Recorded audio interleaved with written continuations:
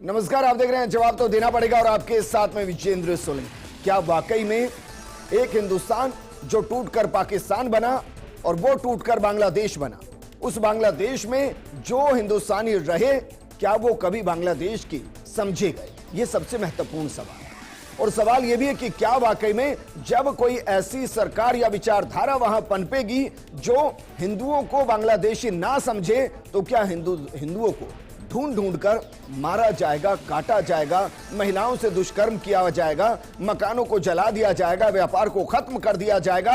और क्या जो ये कहते हैं कि किसी अपराध का धर्म नहीं होता, क्या वो बांग्लादेश के अंदर भी कहेंगे कि जो अपराध हो रहा है उसमें कोई धर्म नहीं है?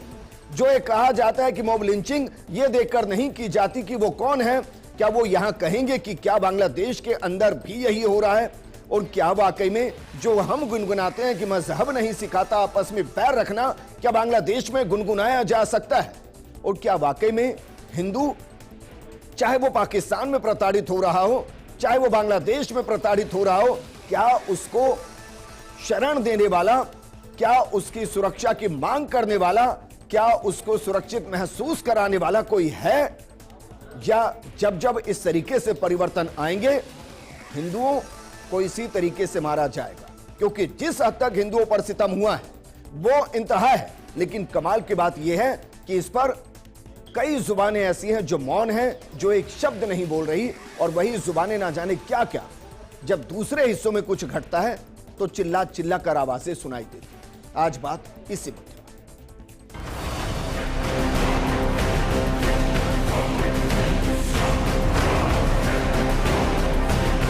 बांग्लादेश में जिहादी लोग सनातन को मिटाने के लिए जो आतंकवाद फैला रहे हैं उनको रोकना चाहिए। हम ये संदेश देना चाहते हैं कि भारत मां मजबूर नहीं, ढाका हमसे दूर नहीं।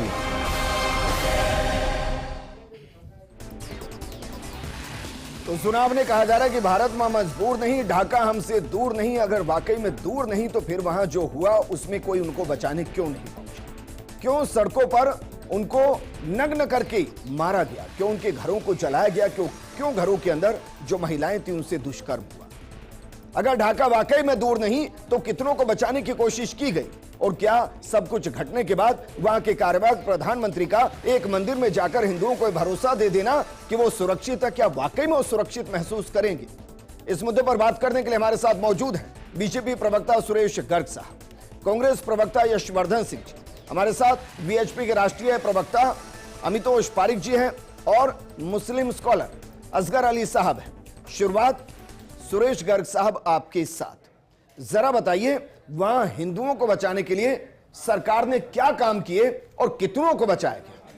देखिए योगेंद्र जी, जो विजेंद्र सर, हाँ विजेंद्र जी सोलंकी जी, जिस तरीके से बांग्लादेश के अंदर घटना हुई है, पिछले 2 महीने से हिंदुओं के ऊपर अत्याचार हुए, वो दुर्भाग्यपूर्ण है। लेकिन केंद्र सरकार मॉनिटरिंग कर रही है, विदेश विभाग जो है वो रेगुलर मॉनिटरिंग कर रही है। हिंदुस्तान के लगभग 19,000 लोग बांग्लादेश में रहते हैं, उसमें से लगभग 13 से 14,000 जो लोग हैं वो वापस हिंदुस्तान आ चुके हैं और रेगुलर मॉनिटरिंग कर रहे हैं। लेकिन आज दुर्भाग्य है कि अगर मान लो हमास के ऊपर सर वहां पर निश्चित रूप से अभी प्रेजेंट में दूतावास खुला है। सर जब ये घटनाएं घट रही थी, जब वहां नरसंहार हो रहा था, क्या दूतावास ओपन था वहां पर? सोलंकी जी, जब घटनाएं हो रही थी, हमारे विदेश मंत्री जयशंकर जी पूरी तरीके से मॉनिटरिंग कर रहे थे। लेकिन मैं आज ये पूछना चाहता हूं, जब हमास के ऊपर इजराइल आक्रमण करता है तब कहां ये सब, जब सब जो पार्टियां सब एक हो जाती है, जब हिंदुओं के ऊपर अत्याचार होता है तब वो पार्टियां कहां चली जाती है?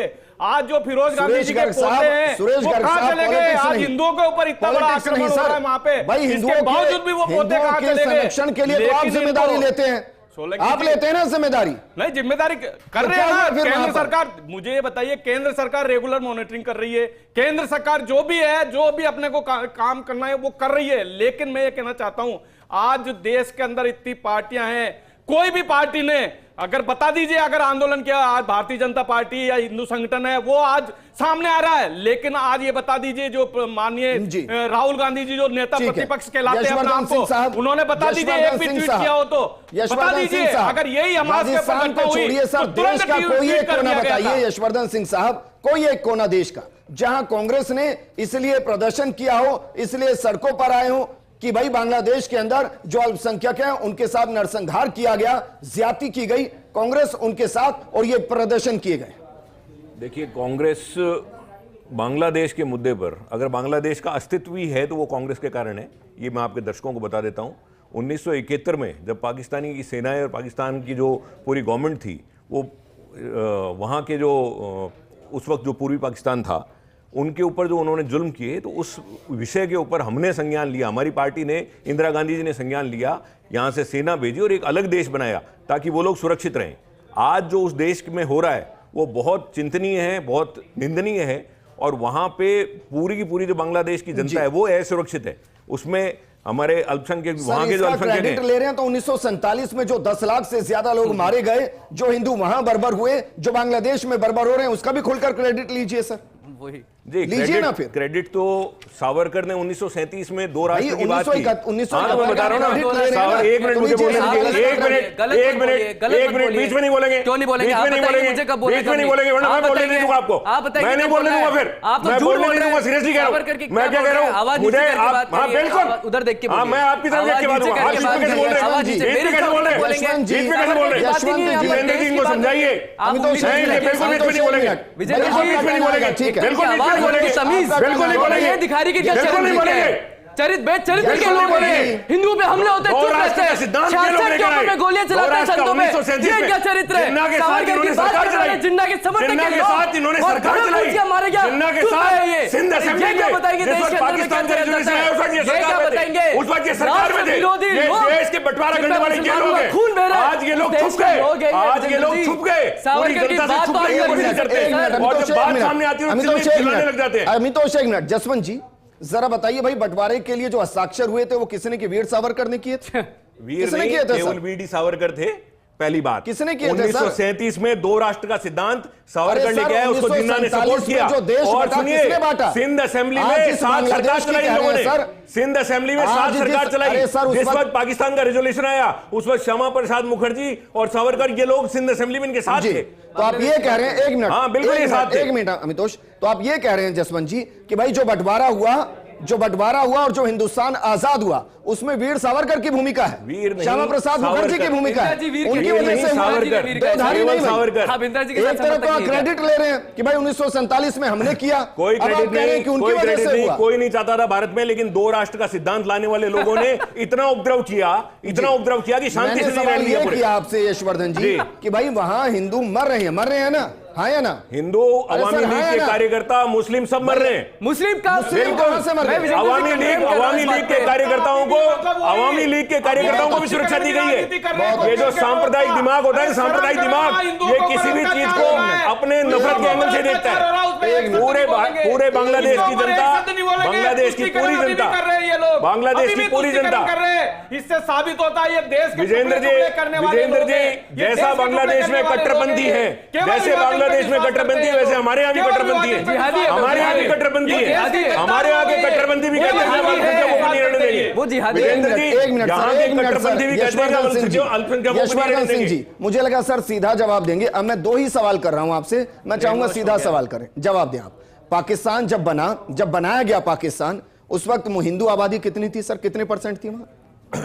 1931 का सेंसस, फिर 1947 आता है और फिर 1951 आता है। जी 51 ले लेते हैं सर, 51 में बताइए। 1951 का सेंसस ले लीजिए, 51 बताइए सर, 1951 का सेंसस ले लीजिए, आप 1951 का सेंसस ले लीजिए और उस वक्त भारत का सेंसस भी ले लीजिए। अरे सर मैं भारत बात ही नहीं कर रहा भाई, पाकिस्तान बनाया ना, और धर्म के आधार पर बना, हाँ या ना? वो उन लोगों ने बनाया जो नफरती लोग हैं, जो सांप्रदायिक नफरत के लोग हैं। भारत धर्म के आधार पर नहीं बना, भारत धर्म के आधार पर नहीं बना, हिंदुओं को फुटबॉल भारत धर्म के आधार पर नहीं बना, कभी वो पाकिस्तान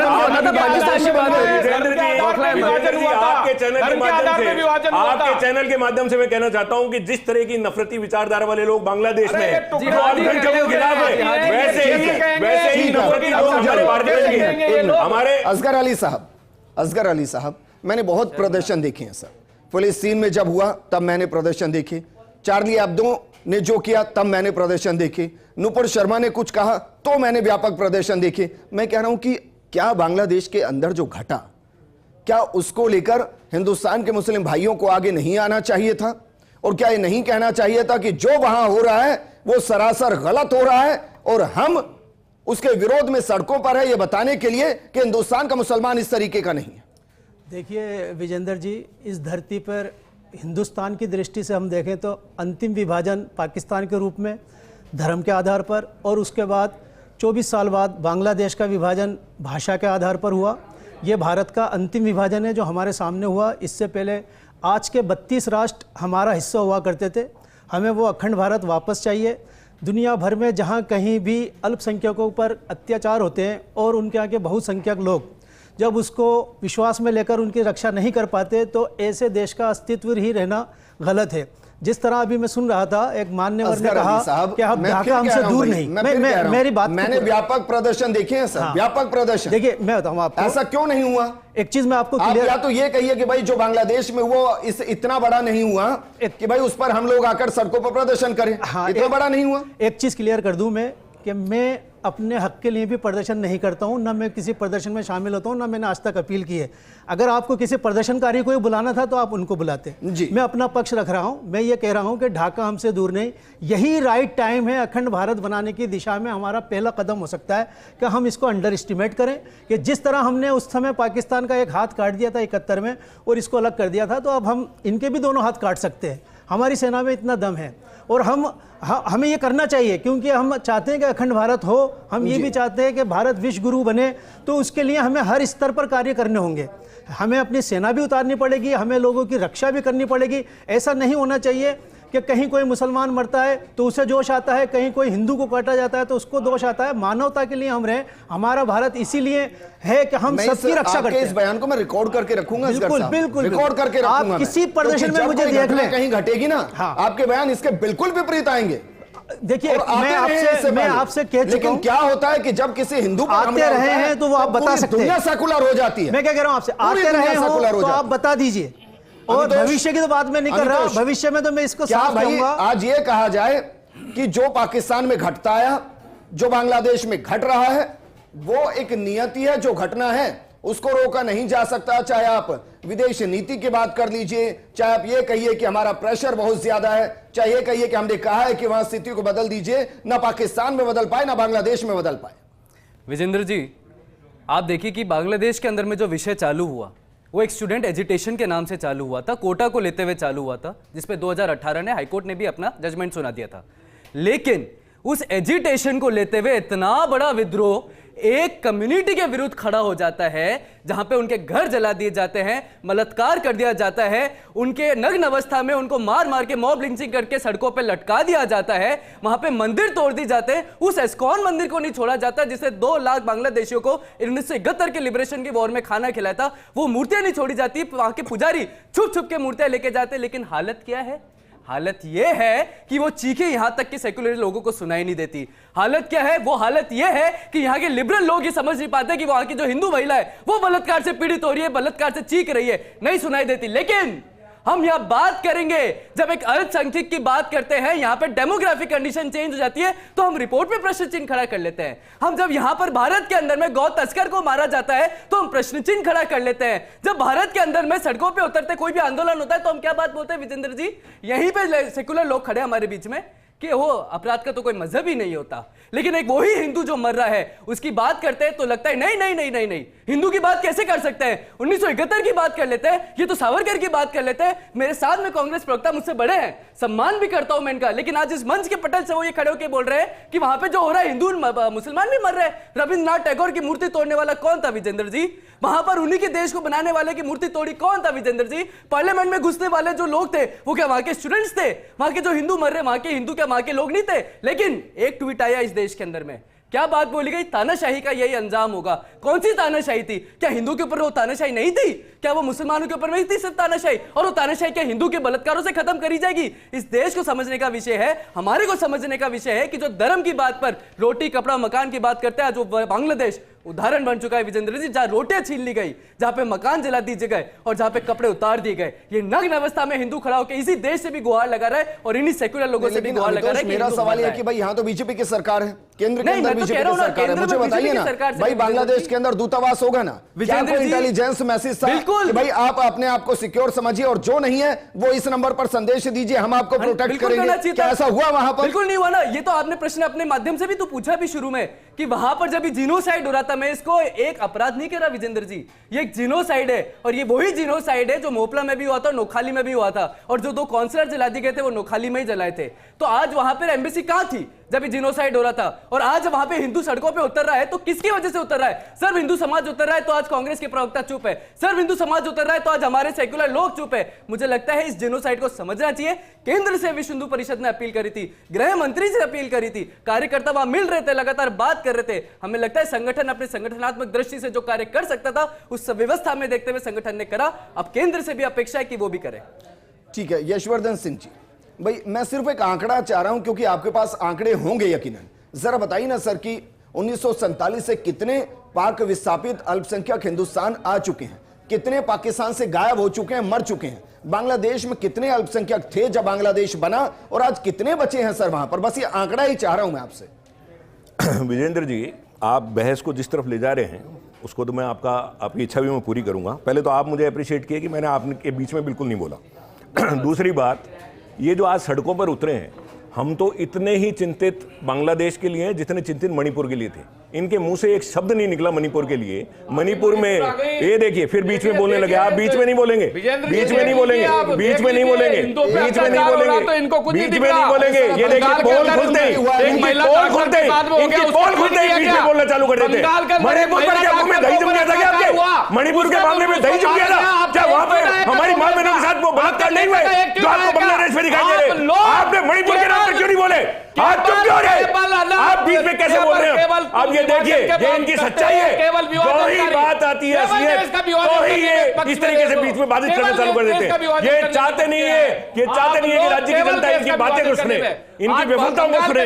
इनकी ये केवल नफरती संगठन है, ये केवल नफरत फैलाते हैं। जैसे बांग्लादेश में, ये देखिए विजेंद्र जी, अगर ये इसी तरीके से बीच में बोलेंगे फिर मैं बहस में भाग नहीं। आप मोटे भाई सच्ची है जो मणिपुर में, एक मिनट सर, सुरेश गर्ग साहब इसमें कोई किंतु परंतु नहीं है सर, सुरेश गर्ग साहब इसमें कोई किंतु परंतु नहीं है कि मणिपुर में जो हुआ वो भी जघन्य था और ये सच है और ये हिंदुस्तान के अंदर हुआ है सर, इसमें कोई किंतु परंतु नहीं है। मणिपुर को लेकर सर मणिपुर है, मणिपुर है, जब राजस्थान घटना हुई तब ये कोई बात नहीं की, कोई बात नहीं की। ये केवल और केवल एक मिनट सर, केवल और केवल एक मिनट सुरेश गर्ग साहब, सुरेश गर्ग साहब एक मिनट, मणिपुर लेकर नहीं आते, मणिपुर हिंदुस्तान में है सर और रहेगा, लेकिन जो घटा है ना वहां पर वो भी रोका नहीं गया। अब रुक जाइए सर एक मिनट, यशवर्धन जी, एक मिनट सुरेश गर्ग साहब, एक मिनट सर, यशवर्धन जी मैं यही तो कह रहा हूं सर, एक मिनट सर भाई, मैं यही तो कह रहा हूं यशवर्धन जी कि भाई मणिपुर के मामले में जो कांग्रेस के अंदर आग नजर आई थी, जो क्रांति की ज्वाला नजर आई थी, जो वहां का दर्द जुबान पर महसूस हो रहा था, वो बांग्लादेश में हिंदुओं पर अत्याचार पर क्यों नहीं हो रहा? विजेंद्र जी, मणिपुर भारत का हिस्सा है, भारत के नागरिकों पर अगर कोई भी बात होगी तो उस पर विपक्ष बोलेगा, लेकिन जब विदेश नीति की बात आएगी, हिस्सा था सर जी, बांग्लादेश 1947 से पहले किसका हिस्सा था? आज वो अलग देश है कि नहीं है? सर आप किसने बांटा? क्या वहां का हिंदू, बातें कर रहे हैं? वहां का बांग्लादेश भारत का हिस्सा है क्या? वहां का हिंदू, बांग्लादेश भारत का हिस्सा है क्या? हिंदू, तो वहां की वहां के हिंदू ने तय किया था, वहां पे जितने भी नागरिक है, भेजा उसे, जो भी नागरिक है, जो भी व्यवसायिक कारण है, सुरक्षित हुए, हम सबके साथ हैं। ये दिखाई तो नहीं दे रहा ना सर, दिखाई कैसे देगा? समस्या तो यही है, दिखाई कैसे देगा? आज भारत की सरकार जिम्मेदार है उस चीज के लिए। मणिपुर में कैसे दिखाई दिया? ये सेलेक्टिव परसेप्शन क्यों है सर? बात कर रहे हैं वाले लोग हैं, देश के टुकड़े टुकड़े करने वाले लोग, टुकड़े टुकड़े आप लोग करते हैं, टुकड़े टुकड़े आप लोग यहाँ के अल्पसंख्यक के खिलाफ है। आज बांग्लादेश के अल्पसंख्यक सुरक्षित है, आप वही कट्टरपंथी बांग्लादेशियों के भाई हैं, आप वही कट्टरपंथी बांग्लादेश के भाई है तो वहां के अल्पसंख्यकों के खिलाफ है, वो के वही यहाँ पे वैसा ही चरित्र आपका है, वैसा ही चरित्र आपका है। आपके अंदर नफरत भरी हुई है, नहीं आया, नफरत भरी हुई है अल्पसंख्यकों के लिए। जैसे बांग्लादेश में जो हो रहा है अल्पसंख्यकों के साथ इनका बस यशवर्धन साहब, मैं मान रहा हूं, लेकिन आप ये तो बताइए भाई, आपके अंदर एक मोहब्बत एक तरफा क्यों है, दूसरी तरफ गुस्सा क्यों नहीं है? सारे नागरिकों के प्रति चिंतित नहीं है सारे नागरिक भारत के, मुझे बताइए सर, बांग्लादेश के दो बयान निकालिए आपके अपने बड़े नेताओं के जिन्होंने कहा कि वहां हिंदुओं पर अत्याचार गलत है, निकालिए सर। हर नागरिक के प्रति चिंतित हैं हम, हर नहीं है सर, नहीं है, आगे ना, बिल्कुल नहीं है नागरिक आगे। असगर अली साहब, सुरक्षा की बात नहीं करेंगे, असगर अली साहब, हिंदुओं की सुरक्षा की बात नहीं करेंगे, असगर अली साहब, इनको शर्म आती है, असगर अली साहब, असगर अली साहब, क्या आप भी यही कहेंगे कि सर जो वहां हो रहा है वो देश का मामला नहीं है? क्या वहां जो हिंदू गए, क्या वो अपनी मर्जी से गए? कभी आपने उनको पाकिस्तान का कर दिया, कभी आपने उनको बांग्लादेश का कर दिया, कभी उनसे पूछा गया कि भाई वो कहां रहना चाह रहे हैं? आपने तो सीधी लकीरें खींची ना सर। देखिए आज उनका क्या हाल हो रहा है पूरा दुनिया देख रही है। देखिए सर, एक तो आपके चैनल के माध्यम से जो भी बात जाना चाहिए वो फैक्ट होनी चाहिए, सही होनी चाहिए, तथ्यों पर आधारित होने चाहिए। जो यहाँ पर इस्कॉन टेम्पल की बात की गई और दूसरी चीज़ों की बात की गई, बहुत सी चीज़ों को फैक्ट चेक में नकार दिया। और तीसरी चीज़ मैं ये कहना चाहूँगा कि सिर्फ स्टूडेंट प्रोटेस्ट ही नहीं था, बल्कि कल ही शेख हसीना ने अपने भारत के अंदर रहते हुए ये बात कही है कि जो अमेरिका था वो सेंट मार्टिन आइसलैंड है, वो उसको लेना चाह रहा था और उसकी वजह से वो अपने मुल्क की अस्मिता से सौदा नहीं कर सकती थी, इसलिए उसने इस्तीफा दिया। बहरहाल जो भी दिया उसकी कमांड पब्लिक में नहीं रह पाई। हिंदू था सर, सुन लीजिए, हिंदू मैं वहीं आ रहा हूं, मैं वहीं आ रहा हूं कि जब हिंदुओं को समझौतों का इनकार किया जाएगा। जब पाकिस्तान बनने के 25 साल बाद या 23 साल के बाद बांग्लादेश में तहरीक शुरू हो चुकी थी, भाषा के आधार पर वो अपना मुल्क अलग चाहते थे, उसमें हिंदू भी शामिल थे, मुस्लिम भी शामिल थे। कभी वहाँ की आबादी ने ये नहीं कहा कि हम भारत जाना चाहते हैं। उस वक्त भारत की सीमाएं खुली हुई भी थी, लेकिन इसके विपरीत वो लोग रहे और उन्होंने अपनी अस्मिता के साथ उस देश की जीडीपी कंटिन्यू बढ़ रही थी। वहाँ कोई हिंदू मुसलमान हम देख नहीं रहे थे, इन दिनों बहुत ऊंचाई पर जा रहा था। लेकिन अनफॉर्चुनेटली वहाँ पर यह हुआ कि उन्होंने अपने ही जिसको राष्ट्रपिता कहा जाए उनके साथ वो व्यवहार किया जो उनके परिवार के साथ वो ऑलरेडी कर चुके थे। वहाँ फिर बाद में मैं ये कहता हूँ, ये देखता हूँ कि उन्होंने फिर वहाँ की अल्पसंख्यक आबादी के साथ वो किया जो कि कभी नहीं करना चाहिए था। ये बिल्कुल जिसको हम कह सकते हैं बहुत गलत है। वो पावर में थे, वो बचा सकते थे। तो बोलिए, जिन्होंने वो किया वो मुसलमान नहीं हो सकता? बिल्कुल मुसलमान नहीं हो सकते। अगर वो लड़ रहे हैं और अननेसेसरी मार रहे हैं, घरों में घुस रहे हैं, घर जला रहे हैं, तो ये इस्लाम नहीं सिखाता। यहाँ अगर शब्द नहीं, आप कहेंगे तो मैं चीख पुकारे सुना दूंगा आपको, क्योंकि बहुत सारी चीजें को फैक्ट चेक में वो डुप्लीकेट फेक बता दिए वीडियो, बहुत से फैक्ट चेक में डुप्लीकेट बता दिए, फेक बता दिए वो सारे वीडियो। लेकिन फिर भी इसके बावजूद हिंसा हुई है, इस बात को हम मानते हैं, वहां हिंसा हुई है। क्योंकि जो कार्यकारी प्रधानमंत्री उसने भी सबसे पहले यहाँ पर घटनाएं घटी वो किसी सूरत में मुसलमान। देखिए मैं आपसे ये कहूँ, खुद कार्यकारी प्रधानमंत्री ने वहां पहुंचते ये कहा कि सबसे पहले आपको अल्पसंख्यकों के विरुद्ध हिंसा बंद करनी पड़ेगी। अगर आप अपना देश सलामत रखना चाहते हैं तो भारत की जमीन से एज ए मुस्लिम मैं यह कहना चाहता हूं कि आपका देश ज्यादा दिन तक सलामत नहीं रहेगा। हो सकता है कि हम उसे भारत में मिला लें, फिर हम अपने लोगों की सुरक्षा करना जानते हैं। अमितोष जय हो जी भाई, रिएक्ट इस पर कीजिए क्योंकि वो चाह रहे हैं सिंध बने वापस, और सिंध मतलब पाकिस्तान आए, अफगानिस्तान आए, इसका मतलब चाहते हैं, और इधर से बांग्लादेश आए। सब जरा ये भी बताइए, तीनों के अंदर अल्पसंख्यक पॉपुलेशन कितनी? आज की 32 कंट्रीज भारत का हिस्सा थी, जिसे हम जम्बू द्वीप कहा करते थे। हमें वो चाहिए और वो हम लेकर रहेंगे, और ये होगा कि दुनिया देखेगी कि भारत विश्व गुरु बनेगा। बहुत अच्छी बात विजेंद्र जी, अच्छी बात यह है कि आज आपके मंच से और आपके माध्यम से भारत का हर एक नागरिक किसी भी परिपेश से आता, वो संघ ने जो सपना देखा था 100 वर्ष पूर्ण होने तक कि अखंड भारत की बात करें, वो आज अखंड भारत का सपना मुझे लगता है हर जने के मुख पर है।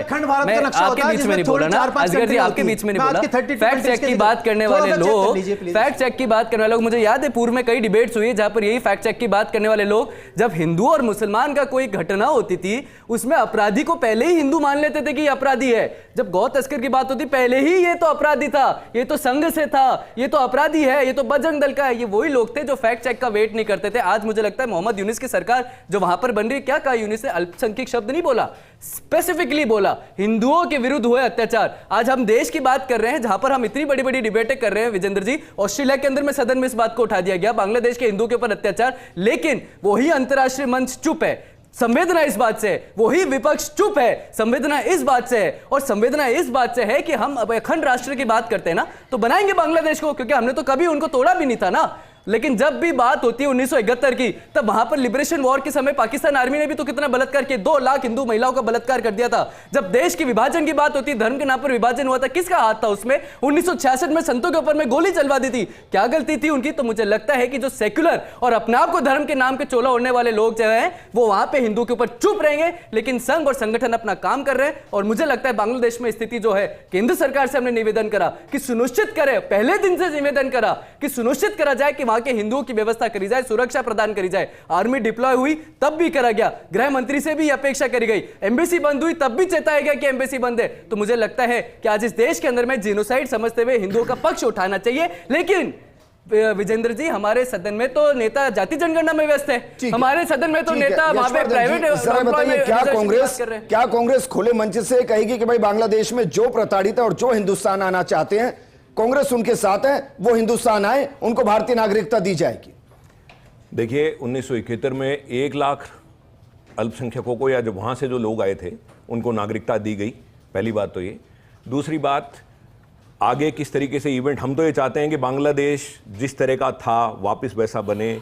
वहाँ के जो बांग्लादेशी नागरिक हैं, चाहे वो हिंदू हैं चाहे मुस्लिम हैं, वो सब लोग प्यार से रहें, अपने देश को आबाद करें। आपसे पूछता हूं मैं, भाई आपका घर कहीं है और आपके मोहल्ले के अंदर जो रहने वाले हैं वो आपके घर में घुसकर आग लगा दे, बहन बेटियों को परेशान करें, और वो करें जो बांग्लादेश में हुआ है, और फिर 10 दिन बाद कह दिया जाए कि नहीं यशवर्धन साहब आप वहीं रहिए, कोई बात नहीं, हम व्यवस्थाओं को सुधार रहे हैं, आप रह पाएंगे वहां पर? तो विजेंद्र जी, मैं आपके माध्यम से बताइए ना, मैं बता रहा हूं ना, आपके माध्यम से दर्शकों को बता रहा हूं कि जिस तरीके से बांग्लादेश के कट्टरपंथी हैं, वैसे हमारे देश में बहुत कट्टरपंथी है। उनसे युवा सावधान रहे, उनसे युवा सावधान रहे, उन नफरती तत्वों से सावधान रहे, वो नफरत फैलाने वालों सावधान रहे। ये देखिए, ये भारत में, सुनिए विजेंद्र जी, ये लोग भारत में कॉम्युनल है, ये भारत में कॉम्युनल है और यहाँ कॉम्युनल है, यहाँ कॉम्युनल है। इनको समझाइए तो सही, डिबेट में आते कैसे? गांधी के पोते की भाषा बोल रही है। हाँ, तो ये आप ही की पार्टी के मेंबर है, आपकी पार्टी के मेंबर है महाराज, आपकी पार्टी के मेंबर है विनोद गांधी के पोते, आपकी पार्टी के सांसद, अरे आपकी पार्टी के सांसद है विनोद गांधी के पोते। बोलते हुए सोच तो लिया कीजिए, अरे बोलते हुए सोच तो लिया कीजिए।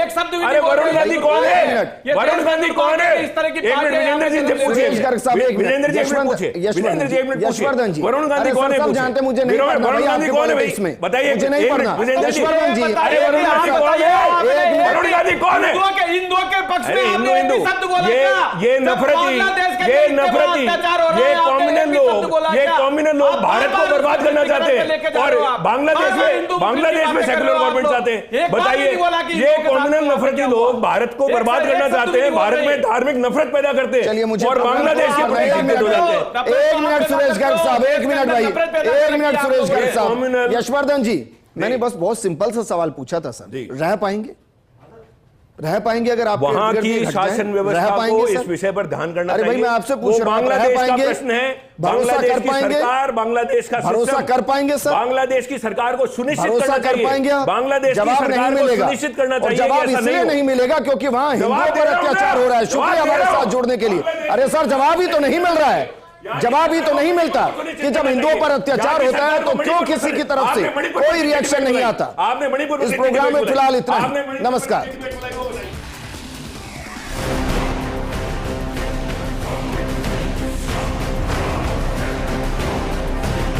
बांग्लादेश में जिहादी लोग सनातन को मिटाने के लिए जो आतंकवाद फैला रहे हैं उनको रोकना चाहिए। हम ये संदेश देना चाहते हैं कि भारत मां मजबूर नहीं, ढाका हमसे दूर नहीं।